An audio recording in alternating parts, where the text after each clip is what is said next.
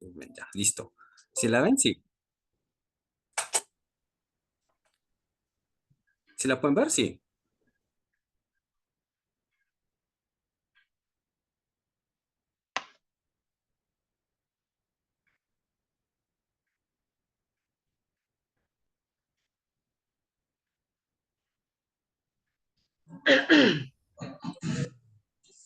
No.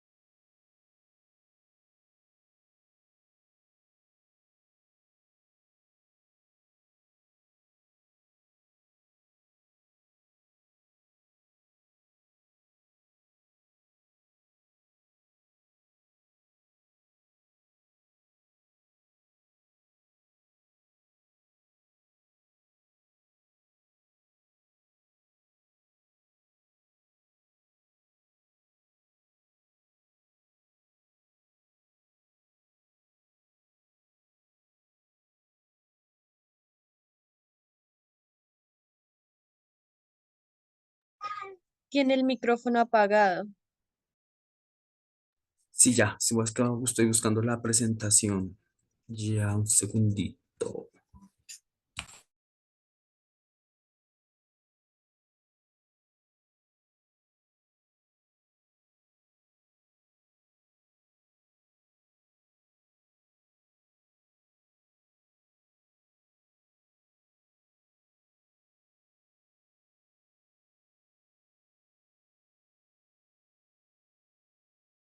Listo. ¿Sí me ven? ¿Ahora sí ven la presentación? Pregunto, por favor. Sí, señor. ¿Sí? Sí, señor, ya. Ahora sí, Ahora perfecto. sí. Así es que la tecnología me atropella.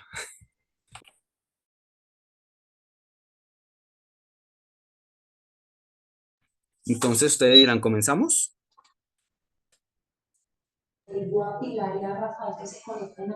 Sí, sí, Jamet, ya podemos Sí, ir iniciar, comenzando. gracias.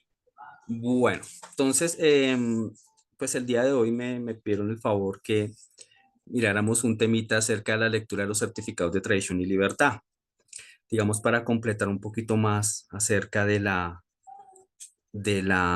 información o el momento de poder tener el inmueble en consignación, pues conocer un poco cómo es la historia del inmueble, ¿no? Entonces, para entrar en materia, yo sí quisiera saber de pronto, antes de iniciar, como cuáles han sido de ustedes las dudas, cuál ha sido su mayor problema, que digamos podamos ir mirando en el momento aquí de la charla, ir mirando y como ir aclarando esas dudas. No sé ustedes qué me pueden decir. ¿Cuál ha sido su mayor dificultad en el momento de la lectura de un certificado de tradición y libertad?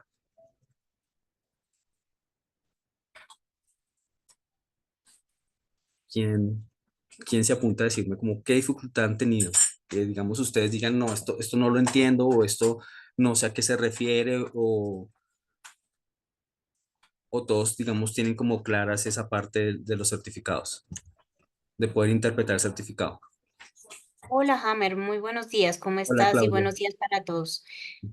Pues no es que tenga dudas, lo que pasa es que yo hasta ahora estoy ingresando en este sector y la verdad sí quisiera como conocer en detalle todos los aspectos posibles para poder desarrollar muy bien la actividad. Entonces, Ah, pues ok, por mi listo. parte, te digo que estoy en ceros de información, entonces cualquier inquietud o cualquier cosa también te estaré preguntando, pero por ahora creo que todo me va a servir y me va a sumar Ah, para mi bueno, actividad. listo. Sí, es que Gracias. quería saber cómo, en qué nivel podemos estar todos. Listo.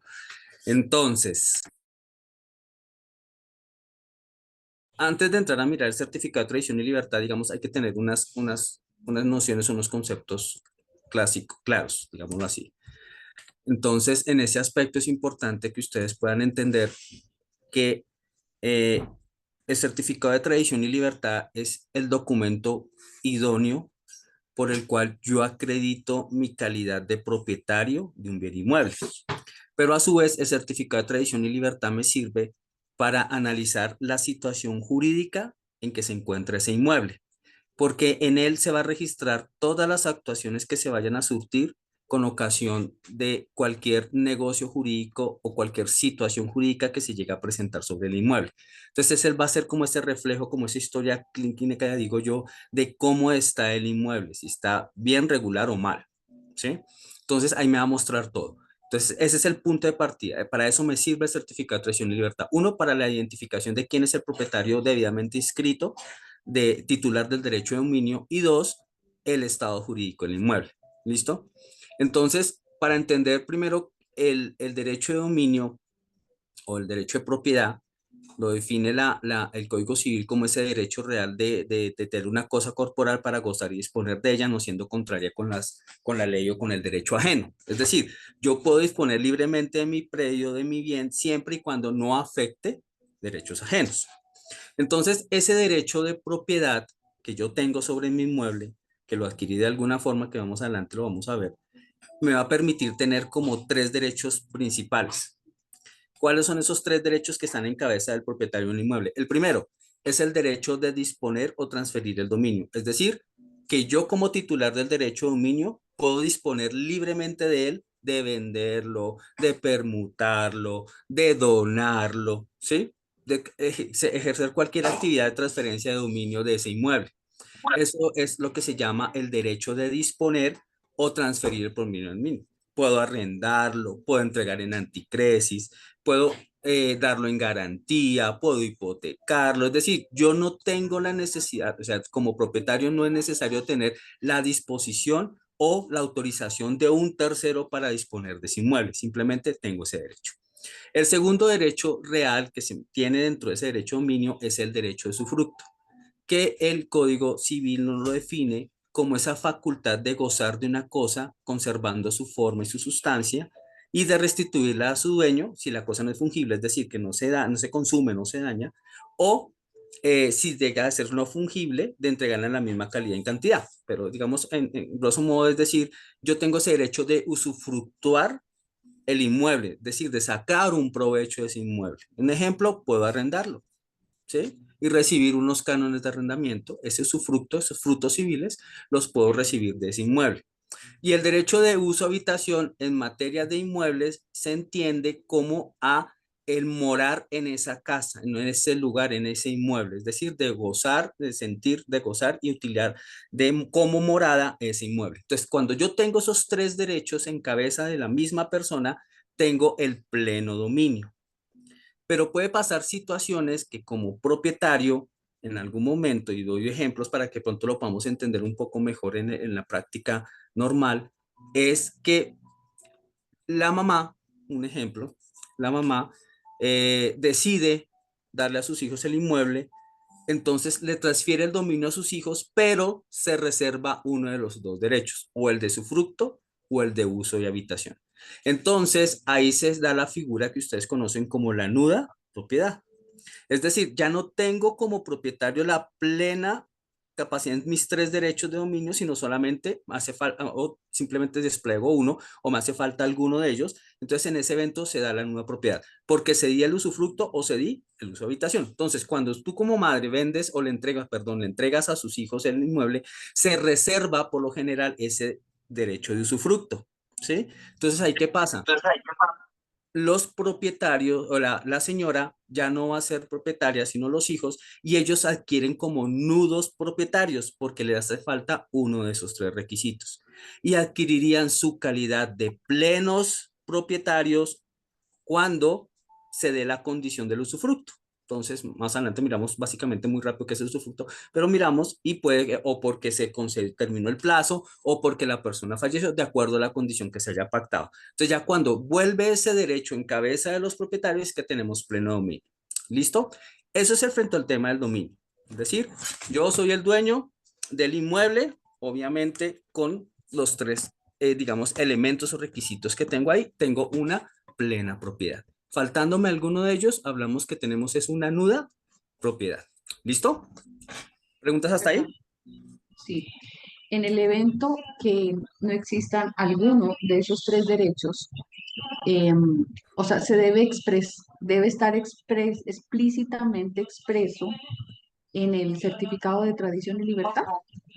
Sí, en ese evento sí, digamos, eh, lo que yo te decía, todo lo que sucede en un inmueble tiene que estar registrado. Entonces, en este caso, si la persona cede ese derecho de usufructo, se lo guarda y cede el resto de sus derechos como propietario, en la misma escritura se registra.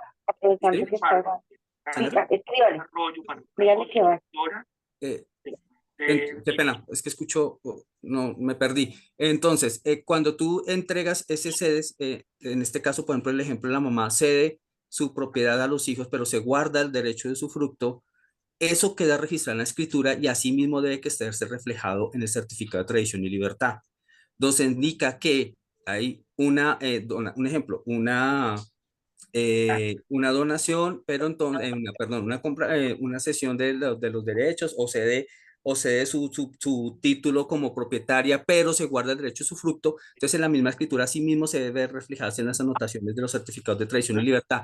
¿Por qué? Porque como al ser ese certificado, el historial del inmueble, todo lo que pasa esté registrado va a ser oponible frente a terceros, es decir, el tercero o la persona que quiera conocer debe saber lo que está sucediendo y jurídicamente cómo esté. Un ejemplo, si no registró el usufructo, se entendería entonces que los hijos serían los dueños en pleno derecho, ¿cierto? Y ellos podrían en cierta manera venderlo sin ningún inconveniente. Y quien compra dice, no, pero es que en el certificado no me aparece registrado el usufructo. Entonces, eso ya implicaría, ya tendría unas implicaciones jurídicas el no tener registrado frente a los terceros. Entonces, el tercero compró de buena fe porque así se vería reflejado. Cosa diferente es que si está reflejado y yo compro y me venden como si tuviera el pleno derecho, digo, no, un momentico, pero es que acá hay una anotación que dice que hay un usufructo, entonces ustedes no me están vendiendo el pleno derecho, sino la nuda propiedad, que se constituirá después cuando se cumpla la condición del usufructo, pero sí debe estar registrado en el folio de matrícula. ¿Listo? Gracias. Ok. Entonces, frente al tema de los bienes inmuebles, recordemos que en Colombia tiene un sistema dual. ¿En qué sentido?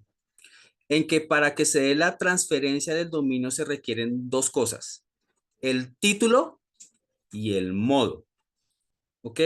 El título es la causa jurídica por la cual se adquiere el derecho de dominio. Un ejemplo, lo que vemos ahí, la compraventa, la permuta, la donación, los aportes en sociedad, daciones en pago, la ley, adjudicación en sucesión, remates, procesos de pertenencia, ¿sí? Ese es el título, la causa jurídica que me va a llevar a adquirir el derecho de propiedad.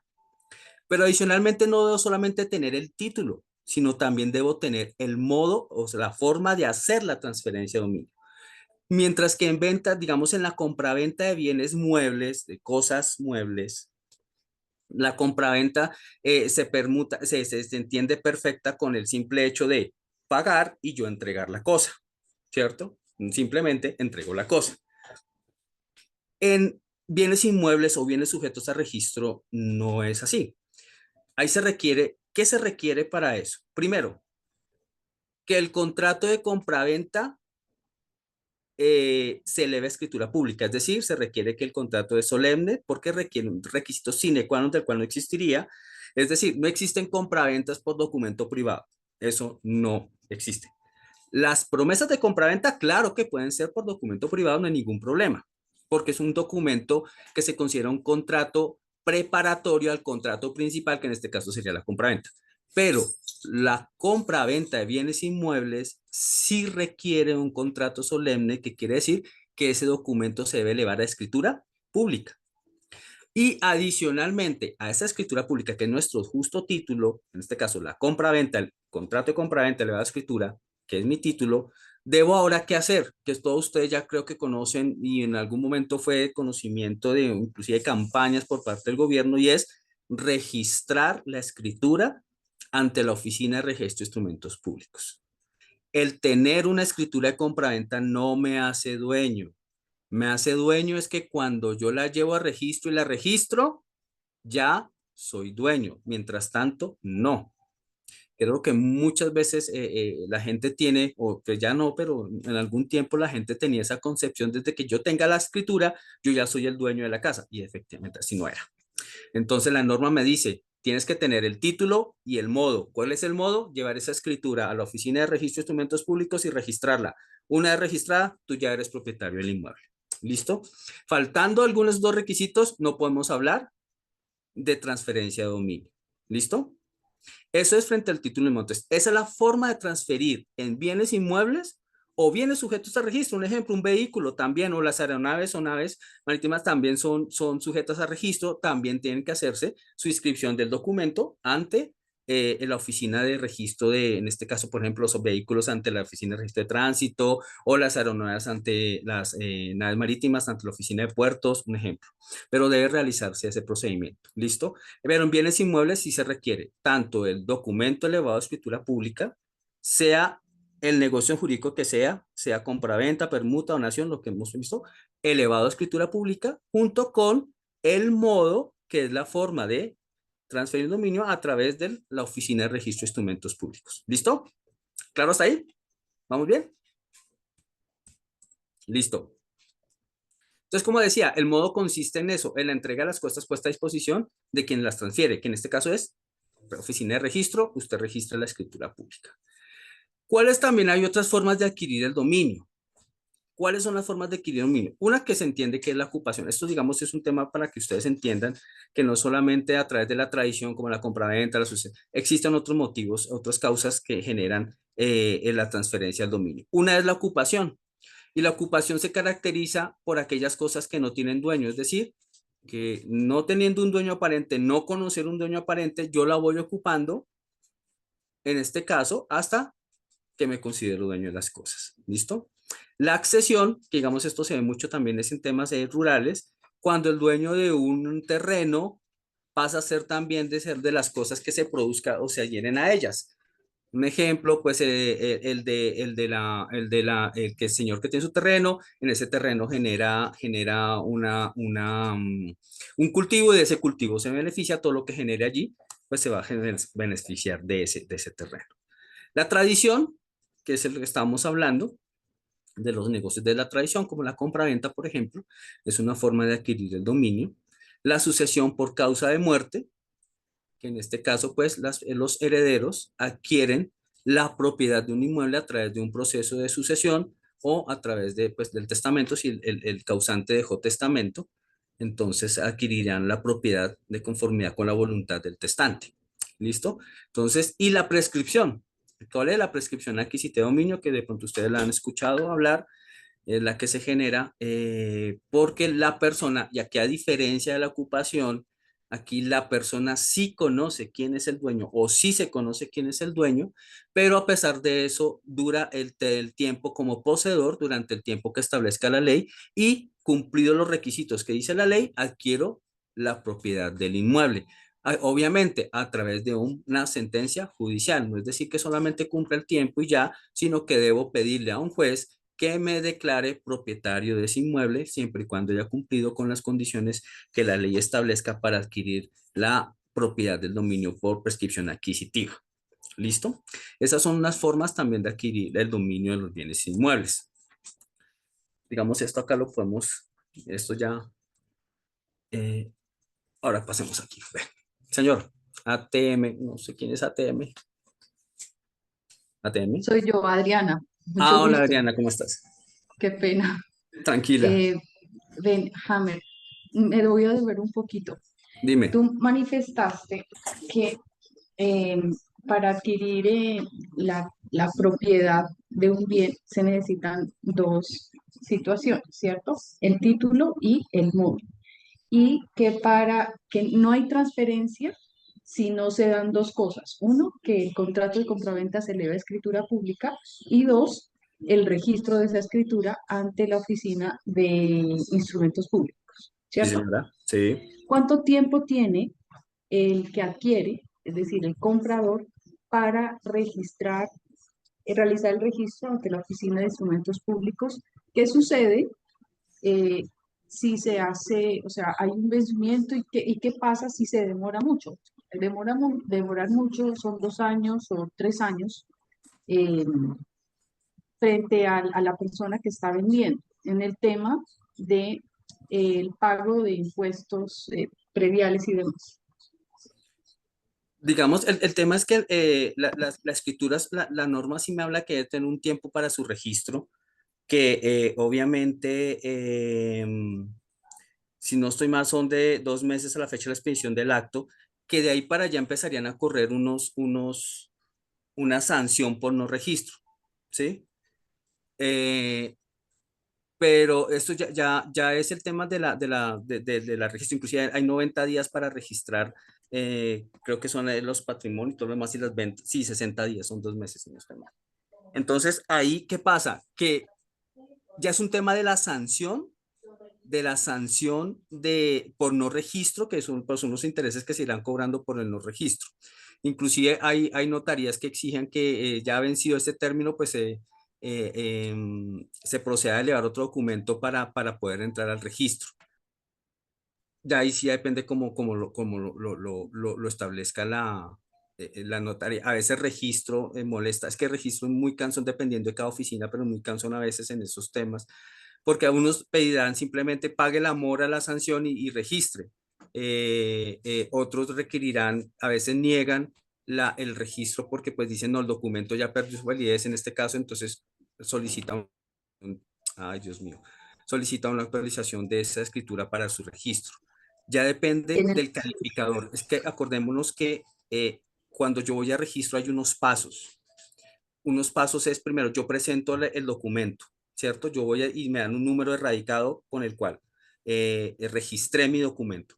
Después de eso pasa a un proceso que va a un abogado calificador, que es el abogado calificador que revisa el documento. Entonces ahí es donde el abogado dice o el documento no es válido, el documento no cumple con los requisitos de ley, ¿sí? Y empieza, o es el que, digamos, en cierta manera da su concepto y hace el registro o no lo hace. Y después viene el proceso de la notificación viene la sentada de la anotación y la notificación de la anotación.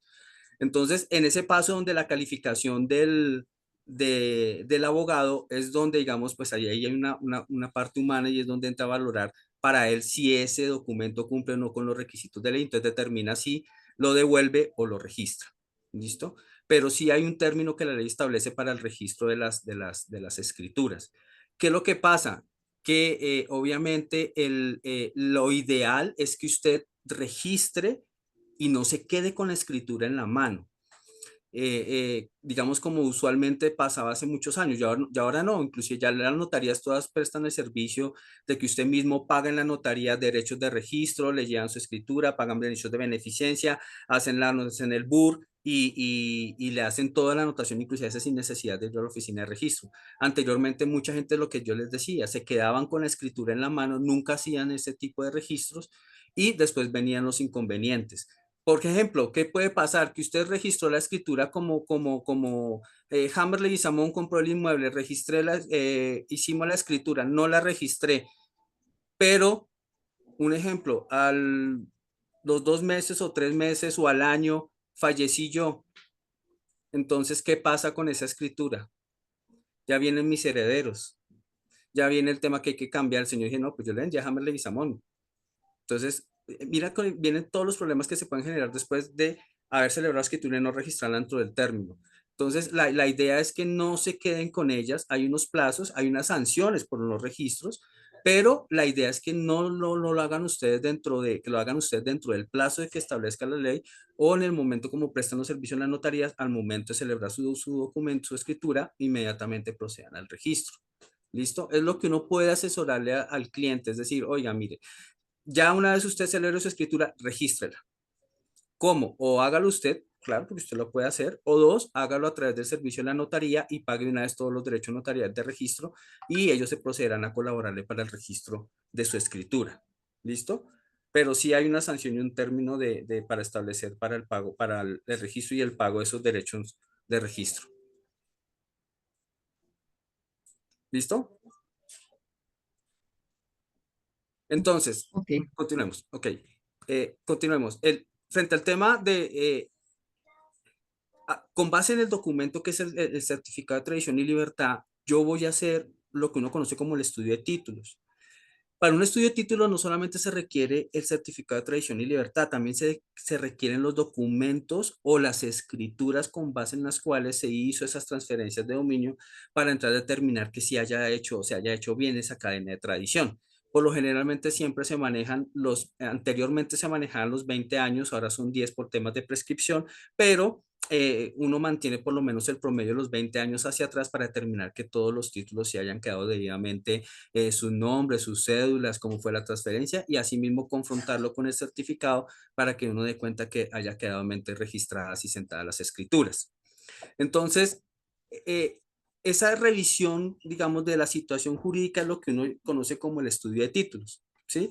Para poder determinar si es inmueble, pues en este caso uno lo plantea para ver si el inmueble me sirve de una garantía, si me puede servir para el pago de una obligación, ¿sí? Para diferentes circunstancias jurídicas. En nuestro caso es para verificar que el inmueble, si tiene algún gravamen o alguna limitación o alguna prohibición que no me permita poderlo captar, porque pues me va a generar algún inconveniente más adelante con los futuros clientes. Entonces, porque acuérdate que nosotros como corredores sí tenemos una obligación y es de poder de informar a las partes el conocimiento de alguna circunstancia que se llegue a presentar sobre el inmueble. Entonces, si sabemos que el inmueble tiene unos gravámenes, pues debo comunicarle, o si el propietario lo sabe, pues al comprador y decirle, mire, este inmueble tiene estos gravámenes, se pueden levantar, se pueden cancelar, o hay situaciones muy diferentes, por ejemplo, cuando hay una anotación por una autoridad judicial, entrar a determinar cuál es la anotación y qué alcance tiene, o qué autoridad fue la que ordenó ese tipo de medidas. Un ejemplo.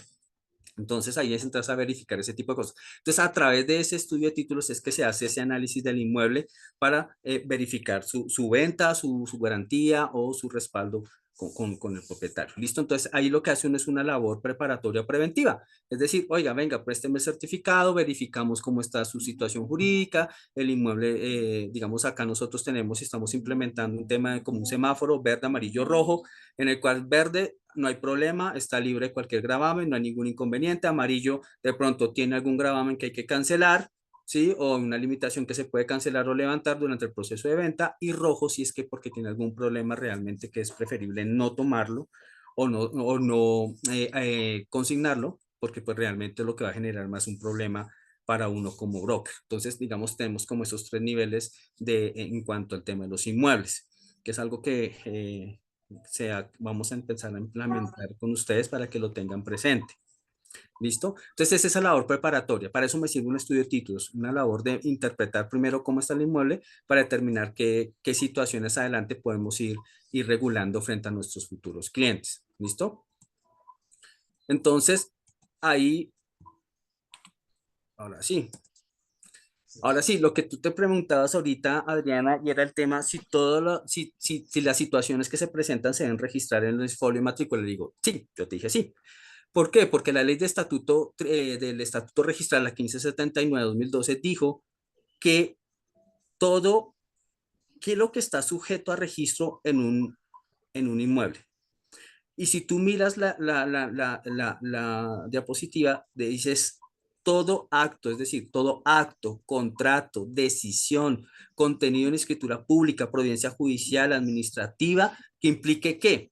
Una constitución, declaración, aclaración, adjudicación, modificación, limitación, medida cautelar, mejor dicho, todo lo que afecte un derecho real, principal o accesorio sobre el bien inmueble, todo se debe registrar, es decir, todo debe figurar dentro del folio de matrícula del inmueble. Las escrituras públicas, providencias judiciales, providencias arbitrales o administrativas, así como la cancelación de esas inscripciones, todo se debe registrar. Los testamentos abiertos y cerrados, así como su revocatoria o reforma, así como las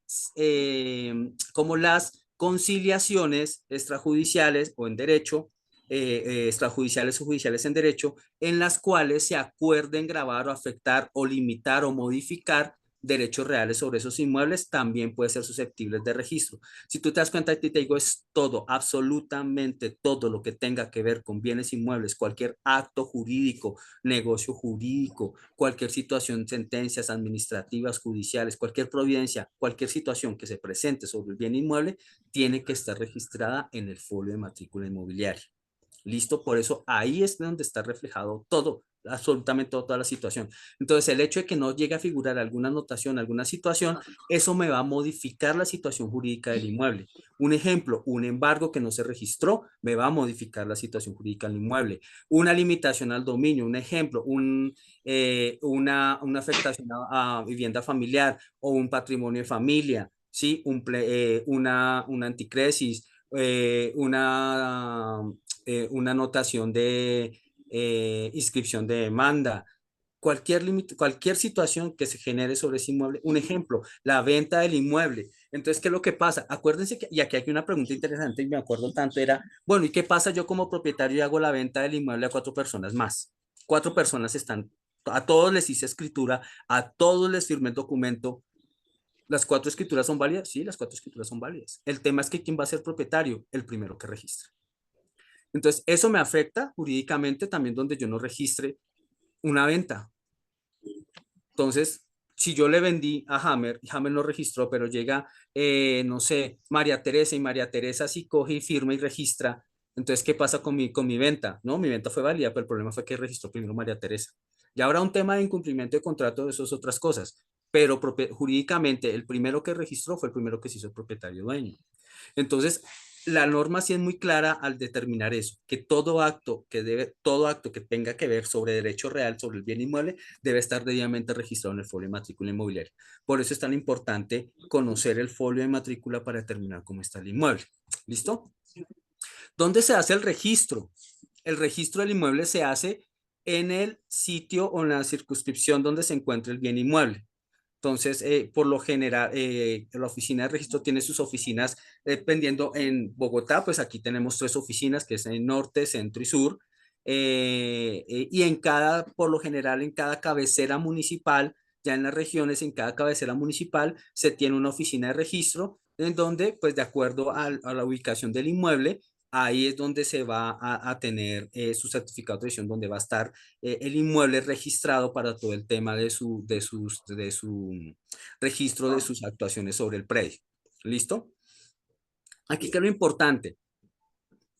Aquí también tener claro, yo puedo realizar un ejemplo, porque alguna vez alguien me salió con la pregunta, no me acuerdo quién fue de ustedes, que me dijo, él va a firmar la escritura en Cartagena, pero el inmueble es de Bogotá. ¿Puede firmar escritura en Cartagena? Sí, lo puede hacer. La escritura yo la puedo hacer en cualquier lugar del mundo, perdón, en cualquier lugar de Colombia, pero su registro sí debe ser en la oficina de registro de instrumentos públicos donde se encuentre registrado o al lugar donde se encuentre el bien inmueble. Ahí es donde yo tengo que hacer el registro. ¿Listo? Yo puedo firmar escritura en Cartagena y el inmueble en Bogotá, pero ¿dónde tengo que registrar? En Bogotá. O al contrario, yo puedo firmar escritura de venta del inmueble de Cartagena, pero ¿dónde tengo que registrar? En Cartagena, así haya firmado escritura en Bogotá. Entonces, en ese aspecto no habría ningún inconveniente. Yo puedo celebrar las escrituras en cualquier otro lugar, en cualquier otra notaría diferente al lugar de ubicación del inmueble, pero sí es condición que su registro se hace es en el lugar de suscripción donde esté la oficina de instrumentos públicos, donde esté ubicado el bien inmueble. ¿Listo? Desde el punto de vista territorial. ¿Listo? Entonces, ¿qué se puede presentar dentro de un bien inmueble? Primero, ustedes van a encontrar dentro de un bien inmueble, dentro del registro, dentro del folio de matrícula o certificado de tradición y libertad, no solamente las anotaciones de cómo se adquiere el inmueble, es decir, compra, venta, donación, prescripción adquisitiva de dominio, por sucesión por causa de muerte, es decir, adjudicación en sucesión, por transferencia de derechos fiduciarios, que es la nueva figura que uno ya empieza a ver mucho cuando la constructora adquiere su fiducia y a través de la fiducia se transfieren esos derechos fiduciarios, por fiducia civil, cualquier forma de adquirir ese derecho de dominio. ¿Qué más puede usted encontrar dentro del folio? Entonces podemos encontrar lo que son los gravámenes y las limitaciones al dominio. Como gravámenes, un ejemplo de cuáles puede encontrar a usted: las hipotecas, acto de movilización, decretos que concedan beneficios de separación, valoraciones y decretos de plusvalía. Estos son ejemplos, pueden haber más, pero por ejemplo las hipotecas, pues ustedes la conocen, es un gravamen en el sentido de que pues el inmueble fue dado como garantía, ¿cierto? Real sobre una obligación económica. Que ustedes lo pueden ver cuando la persona adquiere el inmueble y el resto del valor o el financiamiento de la compra del inmueble fue a través de un crédito hipotecario. Entonces el banco, el deudor con el acreedor constituyen una hipoteca, que aquí se va a decir es un contrato solemne también, porque se requiere de que dicho contrato también sea elevado a escritura pública y se registra esa limitación. ¿Listo? Ese gravamen. ¿Qué es lo que pasa con la hipoteca? La hipoteca, si bien no me saca el inmueble del comercio, es decir, yo lo puedo, yo como dueño lo puedo vender, ¿cierto? Sí tiene una consecuencia, y es que esa hipoteca no va en cabeza en cierta manera, de quien yo le presté, sino va en cabeza del bien inmueble. Es decir, yo puedo vender mi inmueble, yo tengo la hipoteca, pero quien me adquiere el inmueble y la hipoteca sigue vigente, acarreará con las acciones hipotecarias que puedan darse en el incumplimiento del acuerdo de hipoteca. Un ejemplo, yo compro el inmueble, ¿cierto? Yo compro el inmueble y lo vendo a una tercera persona. Yo tengo un crédito hipotecario con el banco, ¿cierto? Yo vengo pagando mis cuentas. Vendo el inmueble, no cancelo la hipoteca, ¿cierto? Y yo sigo en algún momento y digo, bueno, pues yo sigo pagando las cuotas mensuales, y quien me compra dice, ah, bueno, listo, como usted sigue pagando las cuotas, no hay problema. Llega un momento en que no pago las cuotas hipotecarias y el crédito entra en mora. ¿Qué es lo que pasa? Pues obviamente el banco lo que va a hacer es iniciarme mi proceso hipotecario, va a decir, me debe tanto, y solicito que el inmueble, como está en garantía hipotecaria, pues en el caso de que no pague la obligación y se inicie el proceso, habría una sentencia, se me adjudique el inmueble en pago. No, pero es que el inmueble está en cabeza del señor tal. Sí, pero es que la deuda, aquí la garantía es real sobre el inmueble, no sobre el señor Hammer, quien fue el que sacó el crédito. Entonces, en ese evento, quien me compra asume las consecuencias que se puedan generar a posteriori de la venta con una hipoteca que esté constituida. Por eso es tan importante que ustedes, al momento de verificar un certificado de tradición y libertad, si ven la anotación de una hipoteca constituida, también puedan ver la cancelación de esa hipoteca, porque todo acto que se registre se puede cancelar, pero así como se registra, se cancela, es decir, a través de otra anotación. Si se hizo una escritura de constitución de hipoteca, se hace una escritura de cancelación de hipoteca. ¿Listo? Y ahí usted puede verificar que lo que estaba inicialmente registrado ya se canceló, por lo tanto perdió validez jurídica, listo, no había problema. Pero si ustedes ven que el inmueble tiene esa hipoteca constituida, pues lo que se debe recomendar es al cliente, en este caso al vendedor, que por favor proceda a la cancelación de esa hipoteca, con el fin de que no le vaya a generar problemas al comprador en más adelante. ¿Listo?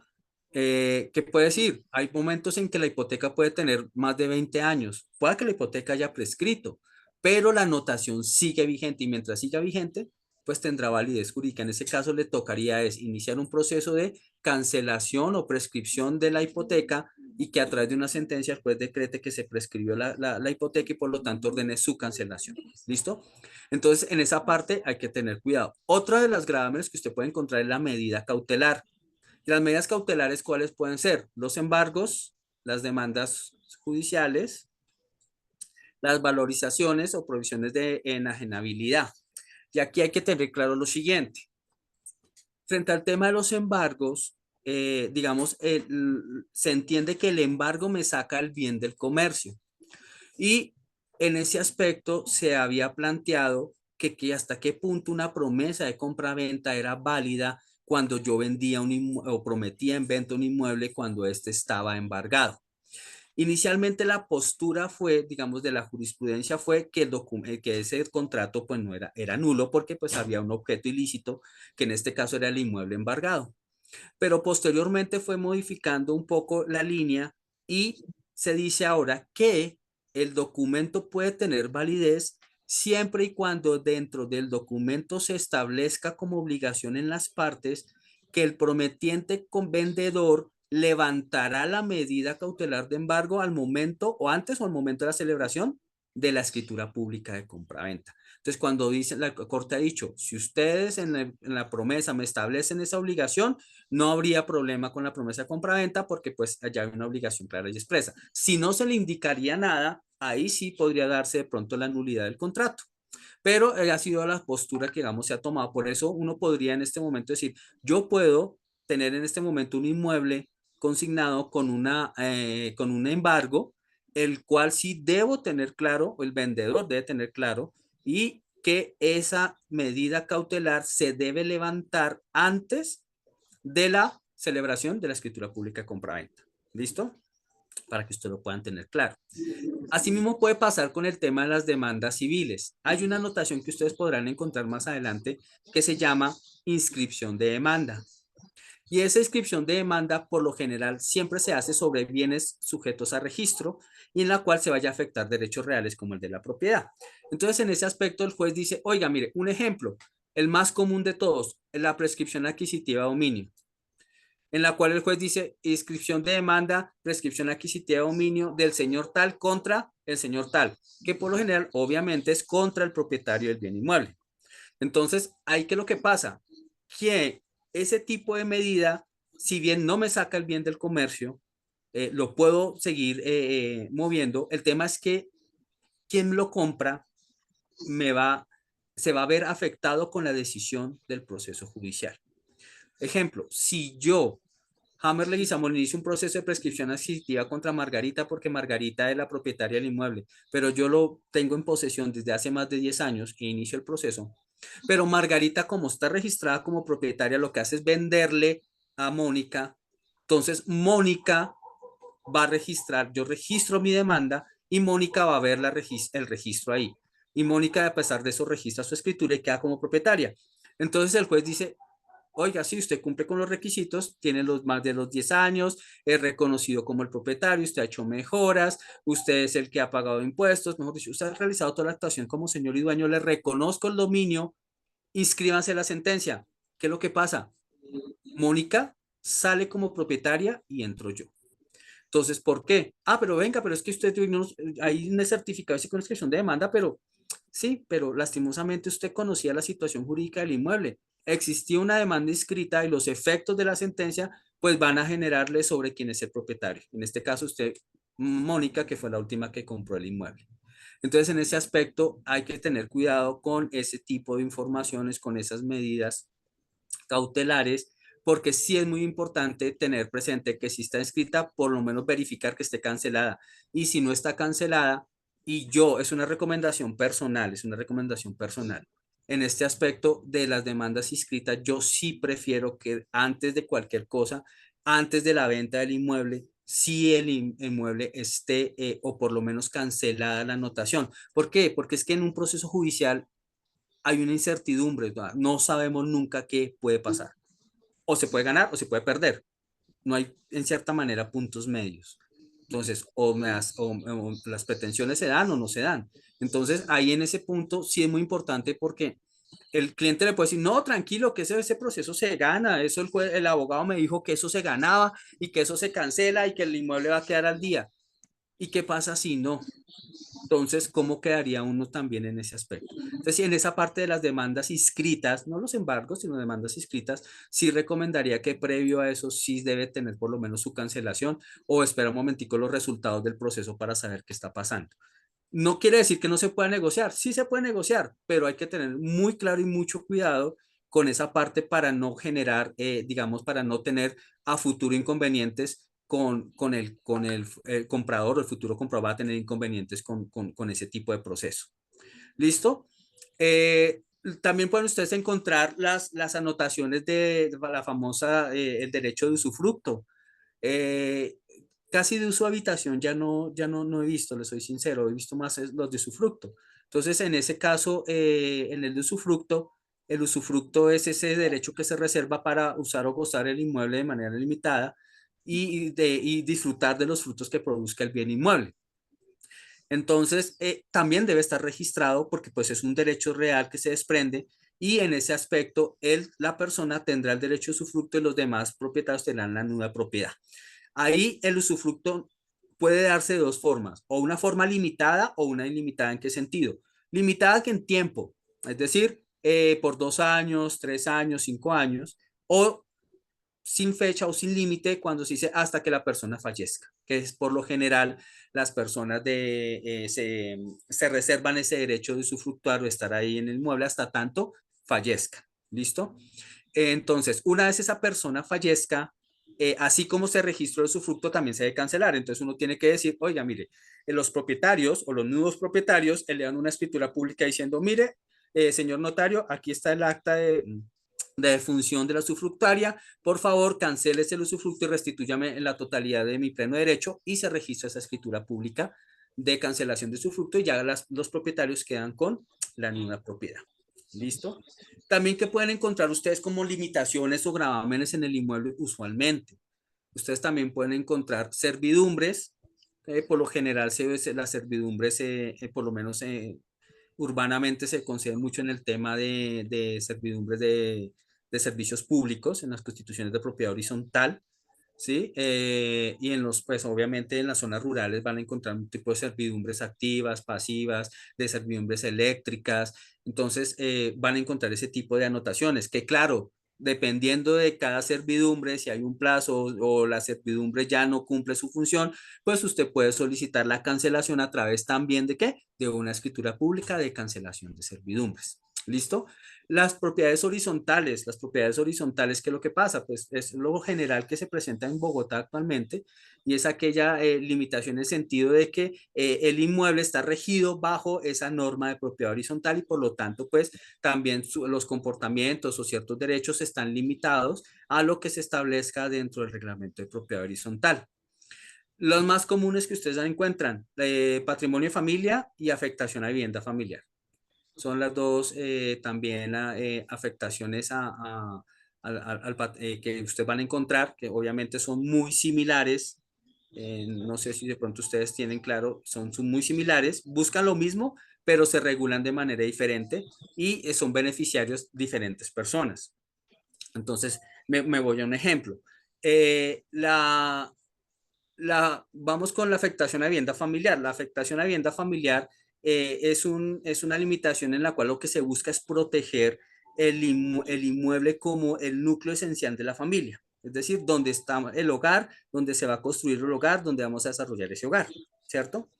Entonces, lo que la ley permite es que la persona que las adquieren, para proteger también en cierta parte a la otra parte, en este caso, digamos, se enfocó más hacia la parte de la mujer, se protegiera que el inmueble no fuera vendido por el propietario y a su vez dejar sin algún recurso a su compañera, a su esposa, cónyuge. Entonces se buscaba que se constituya la afectación, y para poder vender o cancelar ese tipo de afectación se requería la firma de los dos, que es lo que se llama la famosa ley de la doble firma. No sé si en algún momento se lo han escuchado.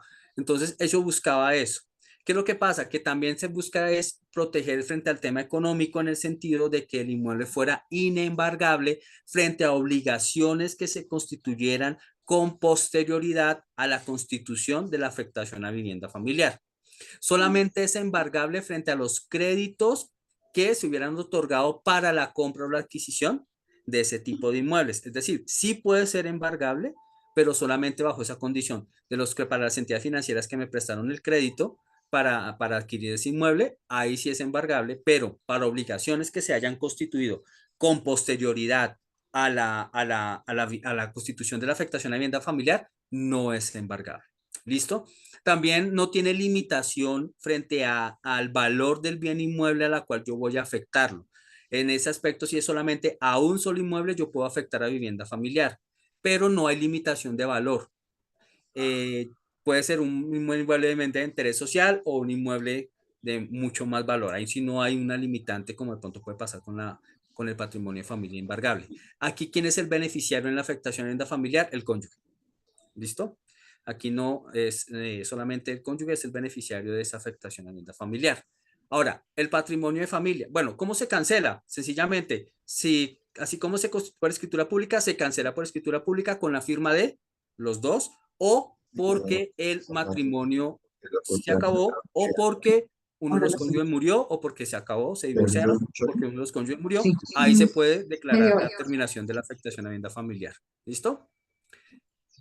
El patrimonio de familia. El patrimonio de familia es otra, digamos, otra figura, lo que decía, también busca la protección de la familia. Aquí el tema es que, primero, ¿a quién se le, o los beneficiarios del patrimonio de familia? La esposa, los hijos o los que llegaran a tener. Entonces, ya aquí no solamente la esposa, como en la afectación solo la esposa, aquí también son los hijos o, si no los tienen, los que llegaran a tener. ¿Listo? Otra diferencia es que aquí sí hay una limitante para poder afectar el patrimonio de familia y es que el inmueble no puede superar los 250 salarios mínimos legales mensuales vigentes al momento de la constitución del patrimonio de familia. Es decir, uno solo si cumple 250 o un ejemplo, si tengo un inmueble de 100 millones y otro de 150, pues yo puedo constituir en ambos, no habría inconveniente, los puedo constituir en ambos siempre y cuando no me superen el tope que establece la ley. ¿Listo? La cancelación. Bueno, aquí la cancelación sí es un poco más tediosa porque en el momento que hayan hijos menores de edad, sí se complica un poquito más porque pues se requiere adelantar el proceso ante un juez de familia. Se puede adelantar ante notario, es decir, yo puedo cancelar ante notario, pero el tema del notario es que puede pasar lo siguiente. Cuando se hace la solicitud de cancelación del patrimonio habiendo hijos menores de edad, usted o puede o decir que ese inmueble sustituye el patrimonio de familia en otro inmueble para que se cancele este, o no lo va a vender para adquirir uno mejor donde se va a constituir el inmueble, o tres, o dos, o pues solicitarle al defensor de familia, porque esto hay que oficiarle al defensor de familia del lugar donde están ubicados los niños, para que el defensor de familia emita su concepto. Y aquí parten dos cosas. Si el defensor de familia emite el concepto a favor, no hay problema, se corre la escritura pública, se cancela y se registra. Pero si el inspector de familia no avala la solicitud, entonces el notario lo que tiene que hacer es dejar de hacer el trámite y remitir todo al juez de familia. ¿Sí? Entonces, o puede pasar lo siguiente. La norma dice que a presentar la solicitud y el notario eleve o remita los documentos al inspector de familia para que él emita su concepto. Si dentro del tiempo que establece la ley, no recuerdo que son 15 días, no emite su concepto, se le requerirá para que lo emita. Si no lo emite, el notario puede estar en la libertad de correr la escritura y levantar el patrimonio de familia, pero solamente bajo esa condición de que la persona el inspector de familia no haya emitido o el ICBF a través de los defensores de familia no haya emitido su concepto frente a ese trámite de la cancelación de ese patrimonio de familia. Pero pues obviamente la norma sí me dice que cuando hay hijos menores de edad se debe solicitar es ante el juez de familia. El hecho de que una de las cónyuges mueran o se divorcien no cancela el patrimonio de familia, ahí sí toca hacerlo. Mientras en la vivienda familiar sí se da la condición porque fallezca o se divorcien se cancela, en el patrimonio de familia no. Entonces ahí también toca estar muy pendientes de que si está una afectación de este tipo, es decir, o patrimonio de familia o afectación a vivienda familiar, sí se debe proceder a la cancelación para la venta del bien inmueble. Por lo general, siempre que ustedes vean una anotación de un gravamen o una limitación o afectación a vivienda, no la afectación al dominio, siempre lo recomendable es la cancelación de dicha medida antes de la venta del inmueble. ¿Listo? Para no generar a futuros problemas con el comprador. ¿Listo? ¿Qué otras de pronto medidas pueden utilizar? La anticresis, pues es que la anticresis es muy difícil que ustedes la encuentren, pero se puede dar. La anticresis era un contrato que se registraba por escritura pública mediante el cual yo como deudor le entregaba mi inmueble al acreedor para que a través de los frutos de se pagara la deuda. Entonces, si yo tenía, por ejemplo, un edificio, entonces el deudor decía, yo le entregaba el edificio a mi deudor para que se pagara la deuda. Una vez se pague la deuda, me devolvía el inmueble y listo, ya se acaba la deuda y no habría ningún inconveniente. Ya casi, esos tipos de medidas ya casi no se utilizan. ¿Qué también pueden encontrar ustedes a veces? El tema de la falsa tradición. El tema de la falsa tradición, ahorita cuando tenemos un formato, ahorita veamos un certificado, lo miramos, ya acuérdense que al propietario se le identifica con una X, ¿cierto? Ustedes han visto, señor Tatito tal, cédula tal, y una X al lado, ¿cierto? Al, a la falsa tradición se le coloca es, no una X, sino como un palito, como una I, ¿cierto? Que dice incompleto, pero es un palito, eso significa que esa persona tiene registrada esa falsa tradición. ¿Por qué? Porque de pronto adquirió o se registró en su momento, un ejemplo, una venta de derechos herenciales.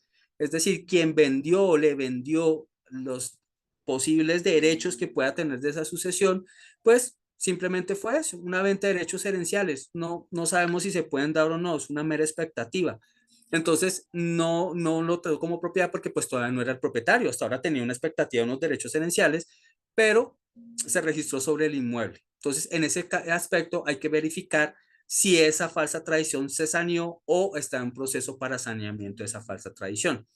Eso es lo que entraría uno a revisar dentro ya con los documentos, escrituras y todo lo demás, entrar a mirar y con la norma si es necesario acudir a un juez para sanear esa falsa tradición. ¿Listo? ¿Qué más uno puede tener? El tema de las posesiones, pero ya las posesiones casi ya no se están registrando, aparecerán en algunos folios la posesión, que hay que entrar también a verificar, porque si tienen los derechos de posesión, muy probablemente a futuro, y hay que analizarlo ya jurídicamente, si la persona podrá tener o no derecho a una prescripción adquisitiva de dominio, más cuando se presenta la famosa figura de suma de posesiones. Es decir, que en quien han cedido esas posesiones a otros o la han comprado, pues se van sumando en el tiempo también. Entonces, si cumplieron los 20 años, un ejemplo, entonces ya usted tendría el derecho, ya es un tema que uno tiene que entrar a analizar. Pero básicamente ese son el tipo de gravámenes o limitaciones que ustedes pueden encontrar. Hay otras que también para mí es de mucho cuidado y son las anotaciones de carácter penal. Ejemplo, suspensiones de poder dispositivo, que por lo general siempre vienen de una fiscalía. Fiscalía es la que solicita el juez otorga, se le declara la suspensión del poder dispositivo, es decir, que el inmueble no lo puede, ahí sí es mejor dicho, no le puede hacer absolutamente nada. Todo lo que se haga con posterior a esa medida es nula. Entonces no puedo hacer nada, compraventas, es nada, absolutamente nada. Y dos, las anotaciones que ustedes encuentran de procesos de extinción de dominio. Hay casos todavía donde se ven procesos de extinción de dominio. Ojo con esos procesos de extinción de dominio. También es muy delicado porque pues obviamente no sabemos qué puede pasar dentro del proceso de extinción de dominio. Entonces ahí puede o que no le declaren o le declaren la extinción de dominio y ahí sí sería totalmente grave para quien vaya de pronto a comprar un inmueble en un estado de esos. Y lo mismo que las fiscalías, es mejor esperar, si es del caso, el resultado de la fiscalía para determinar si es viable o no continuar con ese inmueble. ¿Listo? Eso, digamos, son como eh, algunos gravámenes que los más usuales que ustedes pueden encontrar dentro de un certificado de tradición y libertad. No sé quién tiene alguna duda, de pronto que alguna otra o gravamen que ustedes puedan encontrar. Ah, bueno, los de impuestos, ustedes pueden conjugar los de, ¿cómo pueden figurar los de valorización? ¿Cierto? Los de valorización o los de plusvalía. Pues son impuestos que obviamente la entidad de Hacienda impone al inmueble, que pues simplemente al momento de hacerse la venta del inmueble, pues tienen que estar cancelados para poder hacer la transferencia al dominio.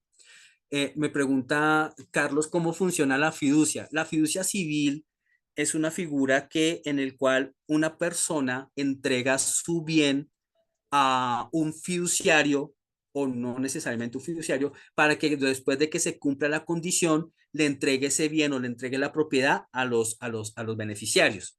El ejemplo, el papá que quiere entregarle a sus hijos, entonces constituye la fiducia y deja que una vez él fallezca, se le entregue la propiedad a sus hijos.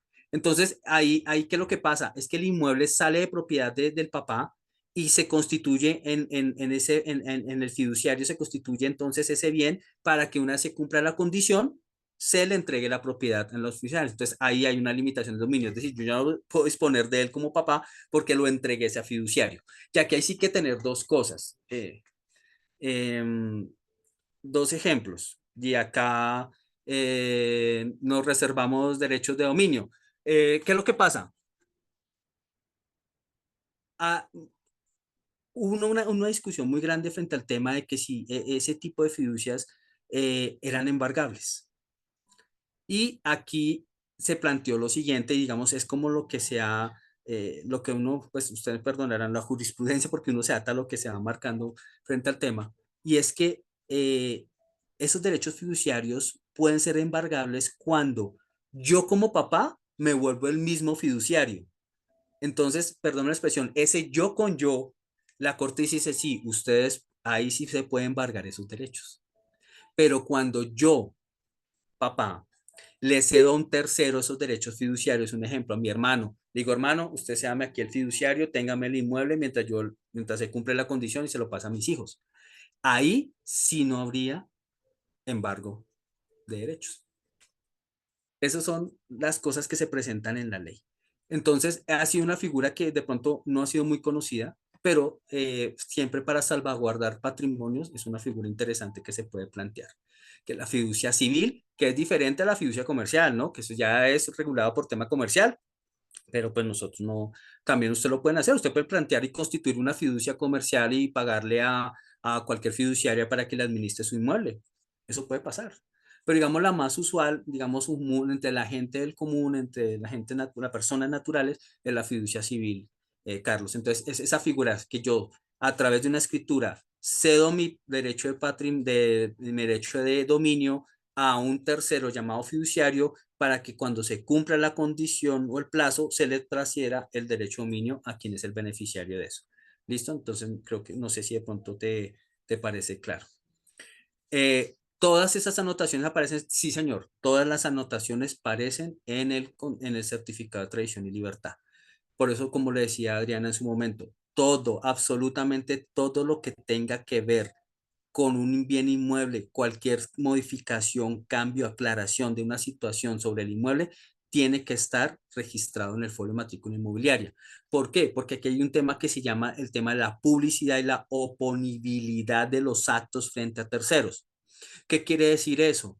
Que si el acto se encuentra registrado, no me puedo alegar oponibilidad al mismo. Es decir, si yo tengo registrado una medida cautelar de inscripción de demanda y a pesar de eso yo compro el inmueble y después me le declaran la prescripción a la persona que alegaba la posesión, yo no puedo alegarle al juez, no, señor juez, es que ¿cómo así? Yo no sabía que es que esto estaba en un proceso de inscripción de demanda y yo no sabía que los resultados iban a ser así. El juez le va a decir, señor, qué pena, fue oponible porque usted estaba registrado ante el certificado y usted conocía la anotación cuando celebró la compra.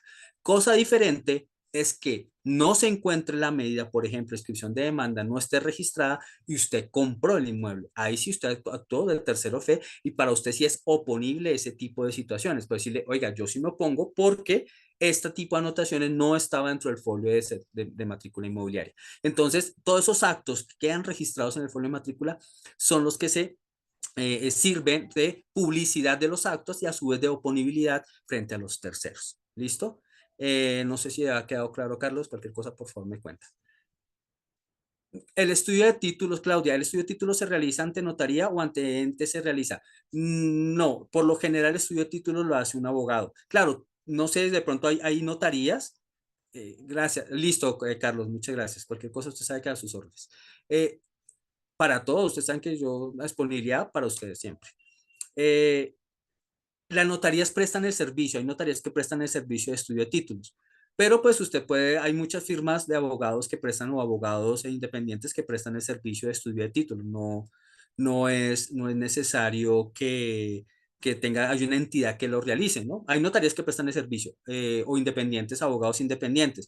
Recomendable, abogados pues obviamente estén en el mundo del derecho inmobiliario, pero cualquier abogado puede realizarte el estudio de títulos, obviamente con los costos que eso acarrea. Digamos, acá nosotros también con la firma, con L2L se presta el estudio de títulos, se mira ya digamos el tema del inmueble.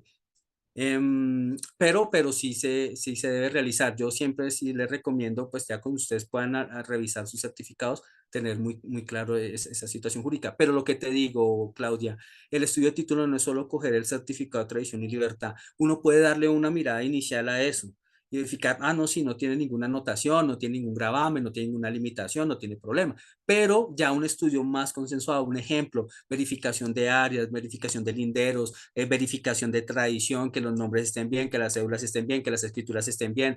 Ese tipo de cosas sí ya requiere un trabajo mucho más consensuado. ¿Listo? frente a eso. Bueno, entonces eso es lo que ustedes van a encontrar dentro de los certificados de tradición y libertad por lo general. ¿Listo? Eso es lo que haces. ¿Qué es lo que quiero que por favor ustedes tengan claros? Uno, todo acto que tenga que ver con un certificado de tradición y libertad debe estar anotado. Así como se anotó, así mismo se debe cancelar. Ya vamos a mirar de pronto un certificado para que ahí vamos a tener un poquito más claro las cosas. Dos, ojo con el tema de los gravámenes y ciertos gravámenes o ciertas limitaciones, especialmente los que tengan que ver con asuntos penales, extinciones de dominio, inscripciones de demanda. Los embargos, las hipotecas, los usufructos, digamos, son cosas que se pueden manejar y que se pueden resolver antes inclusive de la compraventa, pero ese tipo de anotaciones de dependencias judiciales hay que revisarlas con calma antes de cualquier decisión. ¿Qué más les puedo decir yo frente al tema de un certificado de tradición y libertad? Yo les recomiendo, personalmente, yo les recomiendo, si la persona, el vendedor, ustedes lo conocen, es de su entera confianza, les da tranquilidad, recíbale los documentos, especialmente el certificado de tradición y libertad, no hay ningún inconveniente. Pero si ustedes no conocen el vendedor y en la medida es posibilidad, mira, es que sacar un certificado de tradición y libertad ahorita es fácil, es sencillo, y asimismo es fácil y sencillo falsificar, modificar. Y ha pasado. Y le ha pasado a uno como abogado, le ha pasado. Le entregan certificados con anotaciones que no existen o modificando anotaciones que no son reales. Entonces modifican uno y le entregan a ustedes. Ay, sí, ahorita inclusive digitalmente por PDF lo pueden entregar y usted confiado que es el original. ¿Qué es lo que recomendamos? Eviten ese tipo de cosas para evitar fraudes. Entonces, que la persona, el vendedor, dice que es el dueño y hace todo en el certificado para que quede como dueño, pero cuando uno va a hacer realmente el estudio de títulos o saca un certificado realmente desde la oficina de registro, es otro diferente. Entonces, si ustedes tienen la confianza de su vendedor, hágale. Reciba los documentos, mírenlos. Si no, yo les recomiendo que ustedes mismos saquen los certificados de tradición y libertad. Es lo recomendable.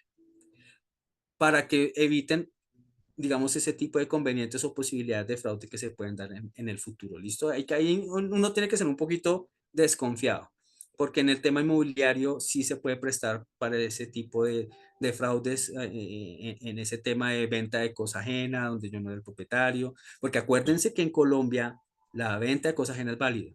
¿Listo? Adriana, señora. Recordemos, Hammer, que en los certificados de provisión de tradición y libertad traen un código o un número de verificación de la autenticidad del certificado. Entonces, ahí también podemos apoyarnos en eso. Sí. ¿Cuál es tu opinión al Sí, sí, respecto? sí. Pues digamos, ustedes tienen la posibilidad y en la página, ustedes van a encontrar la página del notario de registro que dice verificar código, ustedes ingresan el código. Si el código es válido, le van a aparecer, dice si el código sí es válido. Si no, duden. Ahí sí, nada que hacer, duden. Duden. A veces uno pequemos por dudar un poquito, pero es mejor estarnos tranquilos. Pero lo que dice Adriana es cierto, hay un código de verificación, ustedes con ese código de verificación entran y confirman si realmente ese certificado sí fue expedido por la Oficina de Registro de Instrumentos Públicos. ¿Listo? Entonces, en ese aspecto tengan esa recomendación. Lo que les digo, siempre y cuando pues ustedes no conozcan al vendedor, no le tengan confianza o si ella es una persona de su entera confianza, que ustedes saben cómo es, pues hay más tranquilidad, pues listo, no habría ningún inconveniente, pues pueden mirar el certificado. ¿Listo? Ahora sí, venga, pasemos un momentico. Yo me salgo acá un momentico. Qué pena con usted, yo no sé, stop share. Sí, y venga si de pronto aquí tengo el certificado. Un certificado tradicional. Aquí hay. Miremos este. Mira, este es un. ¿Pueden ver el certificado? Sí, ¿sí se ve? ¿Sí lo pueden ver? Sí se puede ver. Sí, ¿Sí sí se se puede? ve. Listo. Está Sí, sí bien. se ve. Listo. Entonces, ahora sí, aquí empezamos a mirar las cositas del certificado. María Teresa, tenías una pregunta, dime. Sí, Jaime, una pregunta es que estabas diciendo lo de venta de cosa ajena. Pues, y dijiste, recuerden que en Colombia, pero no sé, no entendí muy bien. Ah, bueno, no, mira, en Colombia hay una cosa y es que se permite la venta de cosa ajena o el arriendo de cosa ajena. No está prohibido. ¿Qué es lo que pasa frente al tema del derecho inmobiliario frente a la venta de cosa ajena? El tema es que quien vende, pues no es el propietario, ¿cierto? Entonces, si no es el propietario, pues yo no puedo transferir un derecho más allá del que yo tengo. Ahí lo que habría es, claro, el momento de hacer la escritura, y la escritura puede tener toda la validez del mundo. Y cumple los requisitos solemnes, cumple capacidad, consentimiento, objeto y causa lícita, es decir, tiene todos los requisitos de validez de un acto jurídico y se lleva a la oficina de registro. ¿Qué va a hacer oficina de registro? Va a entrar a revisar, el calificador revisa y dice, uy, pero venga, ¿cómo este señor se llama Pepe, pero Pepe no viene, no es el dueño es el señor tal, como así que está vendiendo, y me rechaza la anotación o el registro de esa escritura. Ahí ya se presenta es un incumplimiento de la compraventa, es decir, del incumplimiento de la obligación de transferir ese derecho de dominio al comprador. Pero ya, digamos, frente a la transferencia de dominio, nunca puede haber transferencia de dominio porque no me puede cumplir con esa obligación por no es el dueño. ¿Listo? Pero el acto es tal, es válido. ¿Listo? Perfecto, sí, Entonces, señor ahí Juan. eso me sirve, por eso el certificado también me sirve para ver, oiga, quién es el dueño, quién es el último dueño registrado, ok, quién es el que quién me entrega el inmueble a mí en consignación, ah, sí, mire la persona registrada, listo, perfecto, ¿sí? Y verifica uno esa trazabilidad de las transferencias de dominio con las compraventas o las daciones en pago o de acuerdo a cualquier forma de título que se haya adquirido el inmueble. Eso es lo que me va a servir a mí también el certificado para verificar eso. Quien me entrega a mí en consignación el inmueble, si sea el dueño. ¿Listo? Perfecto. O ejemplo, que la persona es mi mamá, pero mi mamá está en España, me mandó poder a mí para que yo bueno, listo, perfecto, pero tomo, yo verifico que realmente sí sea la persona registrada, porque pues yo también puedo actuar como mandatario a través de un poder para, un ejemplo, para la venta. Sí, claro, yo no soy el dueño, pero mira, aquí está mi poder donde él me autoriza para tenerme en las negociaciones. Ah, bueno, listo, perfecto. Entonces no habría inconveniente allí, ¿listo? Ese es lo otro. Ahora mire, miremos el certificado de tradición y libertad. Si ustedes ven aquí arriba me dice Oficina de Registro de Instrumentos Públicos de Bogotá, zona norte. ¿Qué me quiere decir? Que es la oficina en la cual se encuentra registrado mi bien inmueble. ¿Listo? A esa oficina de registro es que yo tengo que llevarle toda la información, todas las escrituras, todos los cambios, todas las situaciones, todos los oficios, todo lo que presente sobre el inmueble, tengo que registrarlo ahí por tema de factor territorial. Entonces, certificado de tradición, matrícula inmobiliaria. Entonces, aquí lo que decía Adriana, código generado con el PIN número tal. Ese PIN es el que yo cojo y verifico en la página de notario de registro para que me diga si ese PIN, ese certificado realmente fue expedido o no por esa entidad. Después viene el número de matrícula, número en este caso 50N 202 32 438. Ese es el número de folio que identifica a mi inmueble. Entonces, todo lo que suceda al inmueble se va a registrar en ese folio. ¿Listo? No en ningún otro, solo en ese. ¿Listo? Para que no haya ningún inconveniente que, no, pero ¿a cuál folio? Ok, no, mire, mi inmueble ubicado en tal dirección es este número de folio de matrícula. ¿Listo? Impreso aquí en este ejemplo, cuando impreso el 4 de enero del 2023 a las 5:31 con 59 pm. Y aquí les voy a decir por qué es importante fecha y hora. Digamos, es que en el tema inmobiliario la situación jurídica de un inmueble puede cambiar muchísimo de un momento a otro. Entonces, cuando uno hace el estudio o cuando ustedes revisan, sí deben tener presentes que cuando ustedes estén haciendo el estudio, mire, para el día tal, a tal hora, la situación jurídica era esta. ¿Por qué? Porque yo puedo imprimir ahorita un certificado de tradición y libertad, pero mañana voy a imprimir otro y ¡pum! Me apareció otra rotación nueva. ¿Por qué? Porque aquí en Bogotá, o por lo menos en Bogotá o en las grandes ciudades, las actuaciones son rápidas, son todos los días una otra, un embargo, o sea, canceló un embargo, una compraventa, hacer una compraventa, rechazaron. Todo ese tipo de situaciones se mueven de una cantidad tan tenaz que puede verse afectado. No es usual, pero puede pasar de que en menos de un mes se pueda generar varias actuaciones sobre un inmueble, ¿cierto? Entonces, lo recomendable es que el certificado de tradición y libertad que ustedes soliciten a sus clientes, por favor, sean lo más recientes posible. Uno ahí dice, ay, con menos de 30 días, pero pues si se lo pueden entregar más antes, mucho mejor, para ustedes tener una mayor seguridad de cómo está el inmueble. ¿Listo? Eso es lo importante, por eso se coloca fecha y hora. Y en ese evento, a esa fecha, por eso dice, este certificado refleja la situación jurídica del inmueble hasta la fecha y hora de su expedición. Ellos mismos se están diciendo, le están diciendo a uno, ojo, hasta esta fecha, así teníamos nosotros la información, con lo tanto ustedes también manejen su información en ese sentido. Ahora dice acá, círculo registral, en este caso 50N, que es Bogotá, cada municipio, cada región, círculo registral tiene un código, ¿cierto? Entonces, de acuerdo al código, así mismo va a quedar la foliatura del número de matrícula de su inmueble. Zona Norte, Bogotá, municipio de Bogotá, vereda Bogotá, pues digamos son las fechas de ubicación del inmueble. Fecha de apertura de este folio, por ejemplo, fue el 8 de agosto de 1995 con ese radicado y con escritura 8 de agosto de 1995. Entonces ahí me dice cuándo se dio la apertura de este folio de matrícula. ¿Cuál es el código catastral? Pues aquí en Bogotá pues tenemos el código catastral, en otros le van a aparecer como cédula catastral, ¿cierto? Que es el número catastral que la entidad de catastro del municipio de la entidad te va a determinar a ti el número que le corresponda frente a identificaciones catastrales. Estado del folio, activo, es decir, está abierto, está vigente, el inmueble está vigente. A veces ustedes pueden encontrar estado de folio cerrado. ¿Qué quiere decir? Que sobre ese inmueble hubo alguna modificación jurídica por un englobe o un desenglobe. Un ejemplo, se englobó el terreno, entonces este inmueble más el otro inmueble se englobó, entonces esos dos formaron uno solo, entonces se cerraron estos dos folios y se creó un nuevo folio sobre el lote englobado. ¿Listo? Entonces cuando está cerrado hay que verificar por qué se cerró ese folio de matrícula. ¿Listo? O un desenglobe. De este folio de matrícula se sacaron varios terrenos y de esos terrenos se abrieron cada folio de matrículas independientes. Entonces el principal lo cerraron porque hubo un desenglobe total del terreno, entonces ya no existe el terreno, entonces abren, cierran ese folio. Entonces ustedes pueden encontrar cuando estado activo, digamos normal, es usual, normal, está vigente, se puede cualquier actividad. Cuando está cerrado, hay que verificar cuál fue la causa del cierre de ese folio de matrícula. ¿Listo?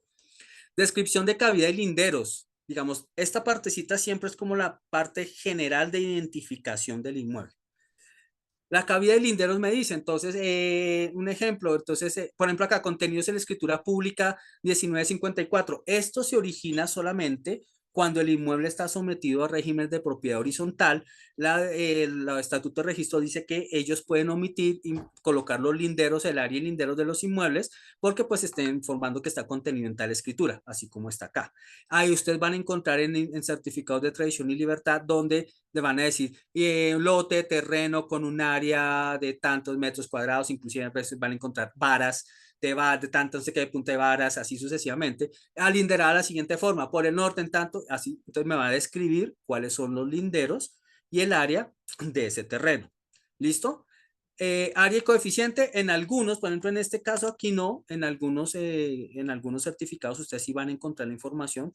Digamos, es que no todos los certificados son iguales, digamos, en cuanto al manejo de la información, en unos va a estar un poquito más completa, en otros no. Eso ya depende como de cada oficina de registro y de la información que va reposando sobre cada folio, sobre cada inmueble. Pero entonces no necesariamente puede que esté mal porque acá no me diga cuánto es la hectárea, cuánto es la área privada. Para eso ya nos toca remitirnos a las escrituras y verificar la información allí en su momento. ¿Listo? Complementación es como en este caso, y aquí me refiero más adelante, dice, como este folio se abrió de un folio de mayor extensión, porque es un apartamento que se constituyó en un folio en propiedad horizontal, entonces en la complementación me escriben un poco como la historia sobre el tema del folio de mayor extensión, que de pronto cómo fue adquirido, cómo fue comprado, adquirido para el tema de la propiedad horizontal. Regálame un segundito, qué pena, ya vuelvo y los atiendo, es que tengo que atender esta llamada urgente. Un segundito, por favor, qué pena con ustedes.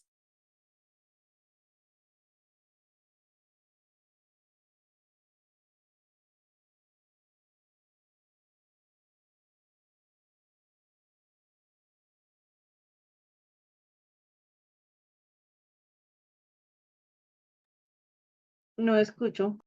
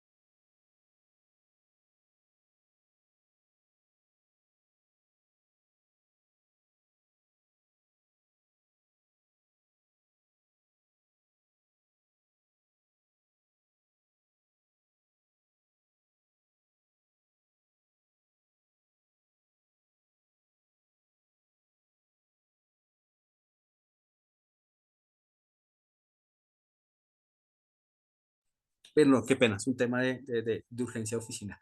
Entonces, complementación, entonces ahí pueden encontrar alguna información adicional, principalmente en el tema, o a veces historia del lote, entonces que el señor tal le vendió a tal. Cuando son muy antiguos, ustedes en la complementación van a ver como un historial de cómo se ha ido adquiridos anteriormente el tema de la propiedad del inmueble. ¿Listo?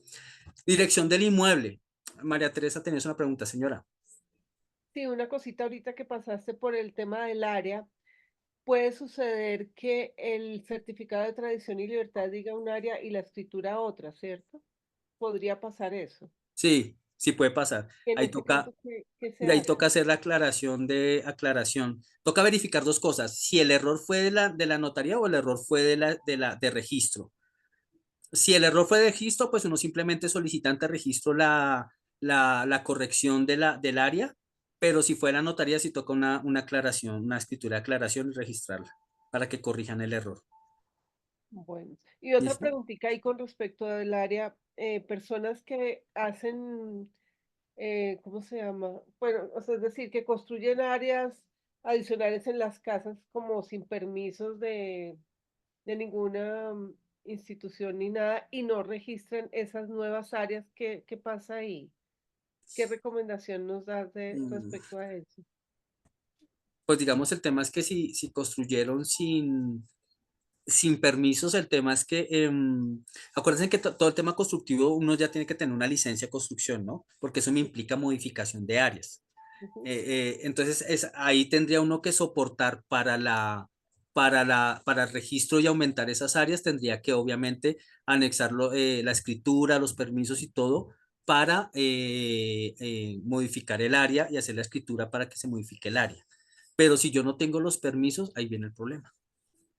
Yo tendría que mirar si se podría todavía dentro del término hacer una declaración de construcción y mirar si se me reconoce esa declaración de construcción y ahí sí entrar a determinar el resto del área y poder modificar el área. Pero, o si prefiero, si es muy complicado, entonces es mejor dejar y no modificar esa área, la verdad. Tocaría mirarlo con calma y si toca mirar cada caso en concreto para poder determinarlo. Perfecto, bueno, sí, señor, ¿Listo? gracias. Listo, dirección del inmueble. En el tema de dirección del inmueble, por ejemplo, ustedes ven acá que existen tres direcciones. Empieza una, la primera, y finalmente termina con la que dice dirección catastral. ¿Cuál es la que ustedes deben tomar? La tercera, es decir, la que siempre tenga de última como dirección catastral. Es por la que actualmente está identificado catastralmente el inmueble ante catastro, ante Hacienda, ante las autoridades de públicas, está identificado con esa dirección catastral. Acuérdense que Bogotá tuvo en algún momento un proceso de actualización de sus direcciones, entonces ahí también se ve reflejado esa actualización de dirección y en ese evento la que ustedes deben tener en cuenta es la última dirección. ¿Listo? En las zonas rurales, pues muy probablemente no se va a identificar con una dirección, debe decir lote denominado Villahermosa, ubicada en la vereda tal, o lote llamado tal. En lo rural sí es un poco más difícil la ubicación, pero obviamente tiene que haber una dirección o ubicación del predio como tal, ¿listo? Y en las zonas urbanas sí va a aparecerle, debe aparecer una dirección y ahí te va a decir qué tipo de predio es, urbano o rural. Entonces usted va a identificar si es rural o urbano, de acuerdo a también lo que me diga la dirección del inmueble. Destinación del inmueble, destinación económica, por lo general eso no van a encontrar. En algunos, de pronto en algunos dirá comercial, o le va a decir la actividad, zona franca, pero es muy raro, la verdad es muy raro que usted se encuentre. Ahora mira, por ejemplo, en este inmueble, este folio de matrícula, 50N202-2438, 32-438, perdón, se abrió, o sea, se segregó, se sacó de otro lote o de un bien inmueble diferente, que en este caso es el 50N249510. Ahí cuando tú ves eso que dice matrícula abierta con base en la siguiente, en ese número implica o da a conocer que ese inmueble salió de otro inmueble, entonces toca, digamos, en la posibilidad que ustedes tengan en este caso, por ejemplo, que es propiedad horizontal, se entiende que es el lote de mayor extensión. Entonces hay que también echar una miradita al lote de mayor extensión. Y de ahí se desprendió este certificado de tradición y libertad de este apartamento. ¿Listo? Ahora viene lo que nosotros conocemos como las anotaciones. Entonces aquí es donde empieza a registrarse absolutamente todo lo que tiene que ver con el inmueble. ¿Listo? Aquí empieza el historial del inmueble. Entonces, si ustedes ven acá la primera anotación, ¿qué es? El reglamento de propiedad horizontal. Fue lo primero que registraron allí. Entonces, ahí te va a decir anotación 001, la fecha y el número de radicación con la que se hizo esa solicitud. Y aquí ustedes se van a dar cuenta que en los folios de matrícula siempre la anotación van en orden consecutivo. Y siempre en orden consecutivo y asimismo en orden cronológico. ¿Por qué? Por eso es tan importante saber el número de registro y la fecha del registro. Porque dependiendo de la actuación, a la primera, mejor dicho, se los va a plantear así. Si yo tengo una compraventa, registro la compraventa y por casualidad el muchacho, venía el abogado de la parte demandante con su oficio de embargo y metió el embargo posterior a mí, ¿qué pasa?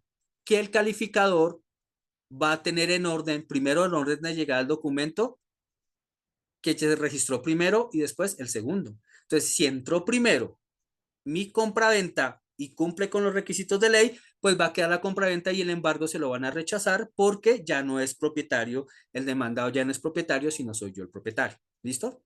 Pero se los invierto. ¿Qué pasa? Al contrario, si primero entra el oficio de embargo del demandado, del demandante y después entra mi compraventa, pues quien va a calificar primero va a ser el embargo. Y si entra el embargo, van a decir, no señor, qué pena, no le puedo registrar su escritura porque hay una medida de embargo. Entonces, mira qué tan importante es tener no solo el tema de las anotaciones en orden, sino también el orden en que se van registrando o van registrándose cualquier petición sobre el inmueble. Por eso es tan importante y si ustedes miran los registros en los sellos de registro, en la oficina de registro de documentos públicos siempre le va a decir la fecha y la hora del registro. Por eso es tan importante tener también presente eso. Aquí entonces se inició esta primera anotación con el reglamento de propiedad horizontal. Después de eso, ¿qué pasó? Vino una segunda escritura pública en la cual ¿qué pasó? Una dación en pago. Y me dice acá quiénes son quienes participan en ese acto. Entonces ahí empiezan a verificar, bueno, ¿quiénes son? Aquí en este caso fue HT Construcciones con Rodríguez Campo de Inés. Entonces ahí me dice que la constructora CHT Construcciones Limitadas dio en dación en pago a esa señora del inmueble. Entonces ella recibió la titularidad del predio o el dominio del predio por una dación en pago. ¿Listo? Y después, ¿qué pasa? Mire, por ejemplo, aquí ella qué hizo. En la anotación 3, y si ustedes también va verificando, mira que aquí donde dice Rodríguez Campo Inés, miren donde tiene la X. Entonces, ¿esto qué me quiere decir? Que para registro ella es la propietaria. ¿Listo? Vamos ahí. En la anotación tercera me dice entonces que hubo una hipoteca abierta sin límite de cuantía, según escritura tal, de tal notaría, valor del acto. Bueno, valor del acto en algunos casos te va a aparecer el valor del acto, en otros no. Entonces, si usted quiere saber cuánto fue el crédito o la hipoteca, por cuánto se constituyó, pues hay que ver en este momento el valor, aunque cuando se dice que es hipoteca sin límite de cuantía, quiere decir que yo podría garantizar cualquier obligación que haya adquirido con esa entidad financiera a través con esa hipoteca. Pero pues hay casos en los cuales se hace una hipoteca no abierta, sino cerrada, donde se especifica un valor total. Ahí sí ya muy probablemente puede, donde dice valor del acto, entrar a decirme cuál es o simplemente no decirlo, no habría ningún inconveniente. Entonces, acá en este caso, por ejemplo, la señora como propietaria, Campo Inés Rodríguez, le suscribió una escritura de hipoteca con Colmena en ese momento, Corporación de Ahorro y Vivienda Colmena. Y en su anotación 4, mira que siempre van en orden cronológico. Ahora, ¿qué pasó ahí? Que mediante escritura 1272 del 2002, que se registró el 1 de octubre del 2003, con este número radicado, hubo una adjudicación en sucesión. ¿Y de quién? Entonces, mire usted, de Campos Borges Luis Alberto a Campos Rodríguez Gonzalo Alberto. ¿Sí la ven? Entonces, acá se da uno cuenta que hubo una sucesión en la cual el porcentaje del señor Campos Borges Luis Alberto se lo pasó a su hijo Campos Rodríguez Gonzalo Alberto. Entonces, quiere decir que él adquirió un porcentaje por la sucesión y el otro pues sigue Rodríguez Campo Inés. Y en su anotación número 5, por ejemplo, ustedes se dan cuenta que aquí están cancelando, mira, aquí se dice, se cancela anotación número 3. ¿Listo? ¿Qué me están cancelando? Entonces yo tengo que ir a ver la anotación 3, me devuelvo y que me doy cuenta, es la hipoteca que se constituyó. Entonces, esta anotación quedó cancelada con esta otra anotación, es decir, la hipoteca ya no tiene validez, ya se acabó la hipoteca, ya no tengo el gravamen de hipoteca.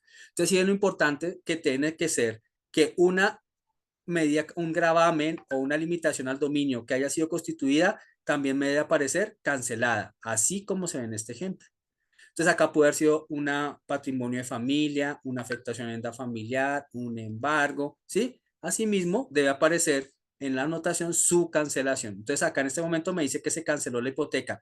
En este caso, BCSC, Banco Caja Social, que en época Colmena, a Roger Campo Inés. ¿Listo? Seguimos bajando y, por ejemplo, aquí vemos que ya compra-venta. ¿Quién compró? Entonces, compra-venta de Campo Rodríguez Gonzalo Alberto, que teníamos allá como propietario, le compró a Castro Vargas Alejandro Humberto. Y para ellos ya la escritura, el propietario sigue siendo Castro Vargas Alejandro Humberto. Aquí sí me colocan, por ejemplo, si ustedes se dan cuenta, colocan valor del acto. Aquí me coloca el acto por 58 millones de pesos. ¿Listo? Ahí, por ejemplo, ya me indican cuánto fue. Entonces ya uno empieza a mirar. Ya después viene, por ejemplo, ahora una afectación. Afectación a vivienda familiar. ¿De quién? Entonces vamos a ver. De Castro Vargas Alejandro Humberto. Él afectó el porcentaje que compró, lo afectó con esa vivienda familiar. ¿Listo? Pero mira lo que me dice la anotación 8. Ah, cancele la anotación 7. Ah, entonces posteriormente, a través de otra escritura diferente, me cancela la anotación 7. Es decir, cancela esa afectación a vivienda familiar. Entonces, hasta el momento, podemos decir que el inmueble no tiene ningún afectación, ni hipoteca, ni afectación a vivienda familiar, ningún gravamen, ninguna hipoteca. ¿Estamos? ¿Hasta ahí estamos? Bien, ¿listo? Después, ¿qué aparece? Ah, aparece una compraventa de un señor de Castro Alejandro Humberto, el anterior propietario. Vamos viendo que las cadenas hasta el momento vamos bien, vamos en orden, no hay como alteración de un nombre a otro, sino que se va dando conforme a las últimas anotaciones. Y le entrega en compraventa a Torres Meneses Jorge Eliezer, quien viene siendo el comprador. ¿Valor de cuánto? De 55 millones el valor del acto a través de una compra-venta. Aquí es donde se me dice a título de que es que adquiere el dominio mediante escritura tal. ¿Listo? Con la fecha en la cual se hizo la anotación. Y aquí en la anotación 10, entonces este señor que era el antiguo propietario, este señor Torres Meneses, mira cómo va en la cadena detrás de dominio, le vende a Vázquez Álvarez William Orlando. Lo mismo, me indica el valor del acto, aquí fueron 59 millones, con escritura tal, de la notaria tal, especificación compra-venta, es decir, título de la forma como adquirió el dominio. Y después vemos acá, por ejemplo, compra-venta, otra vez anotación, ¿quién le vendió? Vázquez Álvarez William Orlando le vende a Tobar Celi Hernán, le vende y 60 millones de pesos el valor del acto y es propietario de ese porcentaje. Mire que aquí, si ustedes se dan cuenta, aquí solamente hay dos propietarios, la señora Cel, ¿cierto? La señora, perdón, me subo un poquito, Rodríguez de Campo Inés, porque ella tuvo el porcentaje que se le tuvo que haber dado cuando se hizo la sucesión, siguió siendo en su porcentaje, y el otro porcentaje fue el que se le cedió por la sucesión del esposo a su hijo. Y el hijo es el que ha estado vendiendo todas, ha estado vendiendo y de ahí para adelante ha vendido su porcentaje, ¿sí?, de propiedad sobre ese apartamento. ¿Listo? Pero entonces la señora sigue haciendo porcentaje en su 50% y el hijo vendió su 50% a toda esta cantidad de gente. El último que le vendió fue a Tobar Celi Hernán. ¿Listo? Pero miren la anotación 11, por ejemplo, la anotación 12, perdón. Miren lo que hay aquí. Anotación 12, oficio de la Fiscalía 85 seccional. Proceso judicial. ¿Qué es lo que están haciendo ahí? Prohibición judicial, unidad primera de delitos contra la fe pública y patrimonio económico. Acá es donde dice uno, uy, ojo, ¿qué pasó ahí? ¿De quién? No sabemos, porque acá sí no me indica cuál fue o quiénes intervienen en el acto o contra quién es. Simplemente me dicen, ojo, sobre este inmueble hay una prohibición judicial, es decir, quédense quietos acá, usted no pueden tocar el inmueble hasta tanto no se resuelva el tema judicial. Hay que le toca a uno entrar a averiguar qué pasó acá. O preguntarle al vendedor, oiga, ¿qué pasó acá? ¿A qué se refiere este tipo de anotaciones?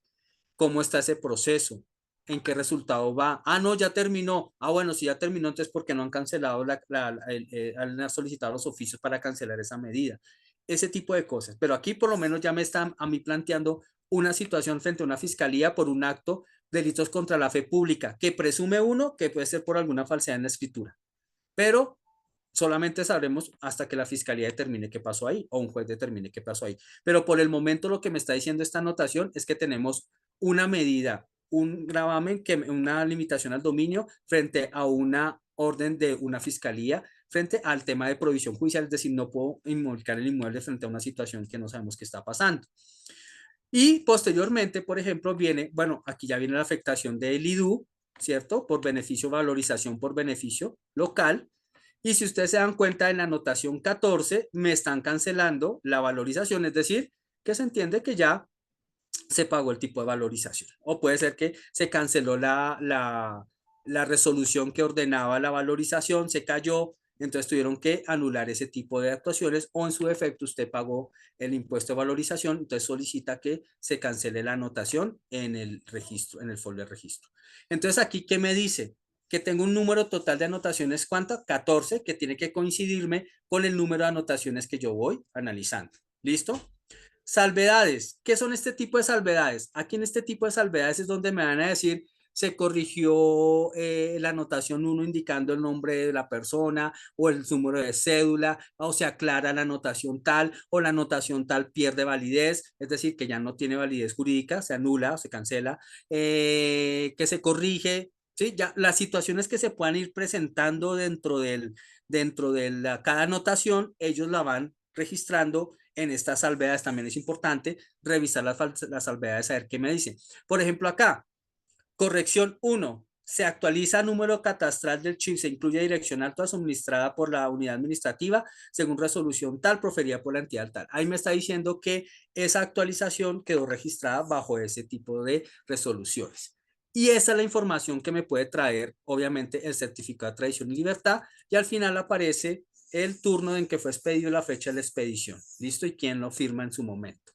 Eso es lo que contiene un certificado de tradición y libertad. Entonces, ustedes lo que tienen que verificar es empezar a analizar cada una de las anotaciones para ir conociendo el historial por ejemplo, de propietarios del inmueble, cómo fue cada una, la forma como usted adquirió el inmueble y entrar a determinar si tiene algún gravamen vigente, si tiene una afectación a vivienda familiar vigente y entrar ahí con ello el bien si es viable para ponerlo ya al comercio, no es viable o podemos ponerlo al comercio mientras solucionamos tal gravamen o tal limitación o en su defecto, como en este caso, digo yo, por ser de la fiscalía, no saber con claridad a qué se refiere el problema que se tiene frente a ese inmueble, pues lo más recomendable es no ponerlo en comercio, por lo menos no sacarlo comercialmente por el momento hasta tanto no se resuelva o no se sepa con certeza qué es lo que está pasando ante la Fiscalía General de la Nación. Entonces, esto es un ejemplo de lo que, digamos, es un certificado. Ustedes pueden encontrar, mira, hay certificados grandísimos de 30, 40, 50 anotaciones, como de simples 2 o 3. O sea, pueden encontrar de todo lo que ustedes puedan conocer en su certificado de tradición y libertad, pero siempre su estructura va a ser esa. Primero, la información general de lo que quiere decirme, de qué oficina, cuál es el número de folio, cuál fue la fecha de impresión, dónde está ubicado, si está activo o está cerrado ese folio. Esa es la información general. Después viene una información del predio, como es cabida, linderos, área, dirección, ¿cierto? Y después sí viene toda la información del historial de las anotaciones que el inmueble haya tenido durante sus años. ¿Listo? Y ahí es donde ustedes están a analizar ese tipo de información. Entonces, mire que sí es importante tener muy presente que todas las anotaciones sí tienen que estar registradas en el folio de matrícula inmobiliaria. ¿Listo? ¿Alguna otra duda? ¿Pregunta? Javier, Señor, buenos días otra vez. tranquilo, Carlos. Recibí un lote para negociarlo para una fundación, pero me dicen que permiten la construcción de un área específica. ¿Dónde puedo pedir ese POT o dónde puedo conocer esa norma? Eh, el, el, ¿En qué? ¿Me puedes decir el municipio al menos? ¿Sí se puede? Aquí en Bogotá, aquí en Bogotá, en Suba. Ah, Acá en Bogotá, en Suba. Tú tienes que, ahí tienes que pedir en la unidad administrativa de catastro. Es que inclusive creo que por internet se puede, ahí te puedes pedir de acuerdo al plan de ordenamiento territorial para esa unidad zonal, cuáles son los usos permitidos y hasta cuánto, y ahí te puedes pedir, eso se pide un certificado de uso de suelos y ahí te indican todo, tipo de Ok. uso de suelo, de acuerdo al plan de ordenamiento, qué puede hacer, qué no puede hacer, ahí te explican eso. No han llegado. Señora, Jaime, ahí te iba a hacer una aclaración y es que dime. como el POT no ha estado claro, o sea, se supone que ya aceptaron, entonces uno lo podía sacar por internet, pero ahora le toca ir a uno a la curaduría porque ya no está tan fácil Eh, sacar por, esos por lo usos. que, sí, por lo que no ha sido aprobado, no sé.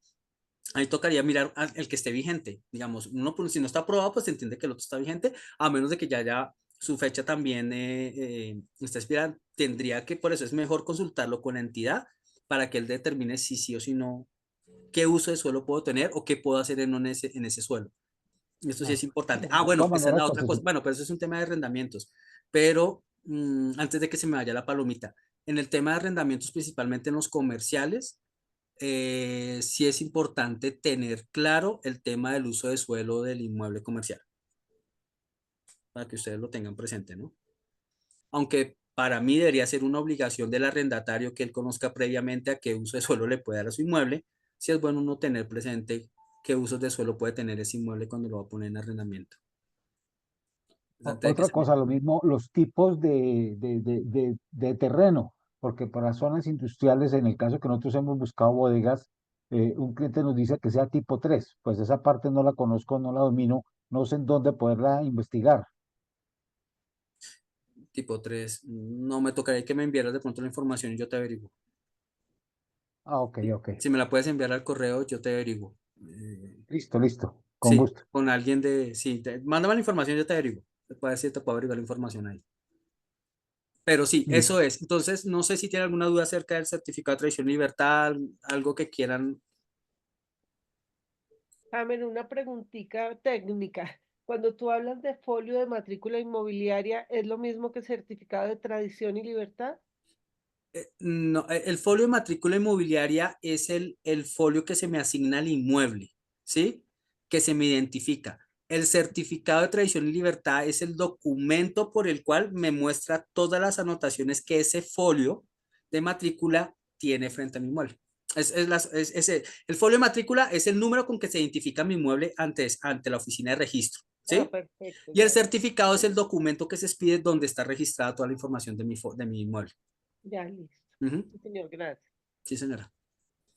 Bueno, no sé si tiene algunas más preguntas para ir cerrando esta charlita del día de hoy. ¿Todo claro? No, por ahora no. Por ahora no. ¿Alguna más? ¿Listo? ¿Todo claro? Si tienen alguna duda, cualquier cosa me escriben con mucho gusto o me preguntan con mucho gusto. Listo. ¿Listo? Muchas gracias, Jaime. Bueno, a A ustedes ver, de verdad a ver, muchísimas si me gracias por pasó el una mera que tiempito. era que no encontraba dónde desactivar el audio. ¿Dónde Pilar, me activarlo, extraña perdón? que no quiera hablar conmigo, pero bueno, Sí, Pilar. buenas.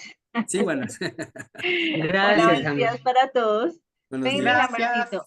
Tengo Muchas una gracias. inquietud. A mí se me presentó una vez que una casa muy viejita, un señor le había prestado una plata, la señora él ya la había pagado, pero eso quedó en escritura y lo que tú dices, nunca se registró ante notaría de registro. Entonces tocó ir a la historia de la historia y radicar esa escritura para que quedara la anotación y se levantara como esa deuda que el señor tenía. Ujú. Ellos tuvieron que pagar una multa, pero yo quiero que tú me recuerdes y para que todos lo tengamos en cuenta que cuando ese tipo de casos pasa, sí hay una multa que pagar por todos los años en los que no quedó registrada esa anotación, sino que a ellos ya había pasado tantos años que como que solo les cobraron los últimos 5 años, pero para que tú no refresques eso, porfa. Lo que pasa, en el tema de impuestos, acuérdate que en el tema de impuestos, los impuestos prescriben a los 5 años. Cada 5 años prescribe un impuesto. No, no, ¿Sí? no, no era el impuesto, era una multa que le ponía notaría de registro por no haber registrado a tiempo. Sí, no, ellos cobran una multa por no registrar a tiempo, pero pues lo que te digo, puede que le va a cobrar los 5 años porque los anteriores ya prescribieron. Entonces le liquidan sobre los últimos 5 años. Es lo que entiendo.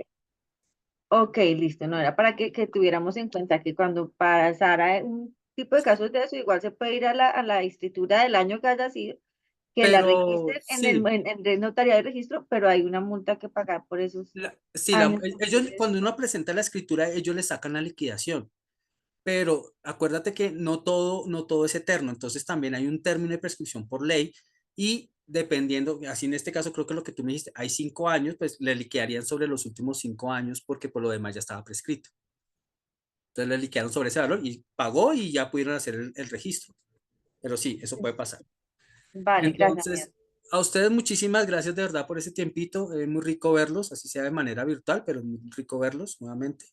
Y, y creo que vamos a estar, yo creo que una vez cada mes, vamos a estar haciendo una reunión, una charlita, eh, pues sacando dudas y complementando temas. Y creo que el próximo, si no estoy mal, Mónica me corrige, creo que es contrato de arrendamiento. Vamos a mirar el tema del contrato de arrendamiento y así que pues cualquier inquietudes que tengan con mucho gusto, de verdad muchas gracias por el tiempo. Espero poderles haber dado buena información, que hayan quedado un poco más claras las cosas y si no pues estamos dispuestos acá para colaborarles. De verdad muchas gracias por este tiempo, que pasen un feliz fin de semana, que descansen y que disfruten el partido del día de hoy. Gracias, que Chao, gane gracias. Colombia. A ustedes, de verdad, Chao. Tenemos. muchas Gracias. gracias. Que estén muy bien, hasta luego. Ya. Muchas Ok, chao. gracias. Chao. Feliz día. Chao. Chao. Gracias.